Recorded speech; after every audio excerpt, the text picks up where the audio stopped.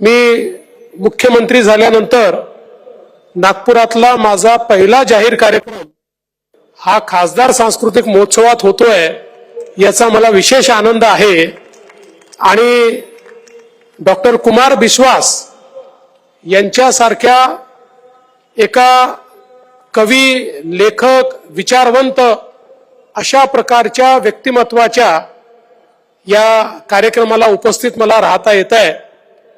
आणि निश्चितपणे प्रभू श्रीरामांचं, त्यांच्या जीवनाचं महत्त्व आजच्या परिस्थितीमध्ये आपल्याला ते ज्या प्रकारे समजावून सांगतात, मला असं वाटतं की निश्चितपणे आपण सगळे त्यामुळे मंत्रमुग्ध होतो।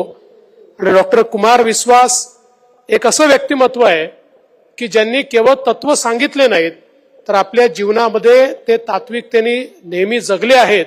आणि म्हणूनच आज एक केवळ सिद्धहस्त कवी म्हणून नाही, तर आपल्या संपूर्ण सांस्कृतिक पुनरुत्थानाचे पुरोधा म्हणून त्यांच्याकडे पाहिलं जातं।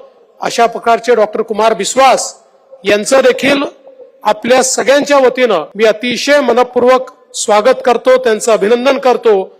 आणि अशाच प्रकारे खासदार सांस्कृतिक महोत्सवाची ही पर्वणी आपल्याला लाभतच राहावी अशा प्रकारची या ठिकाणी नितीनजींना प्रार्थना करतो।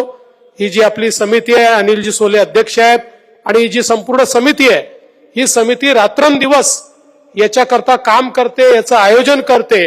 आणि म्हणूनच आपण पाहतो की इतक्या मोठ्या प्रमाणात 25-25 हजार लोक कार्यक्रमांना हजर असतात, पण अतिशय चांगल्या प्रकारे हे सगळे कार्यक्रम पार पडतात।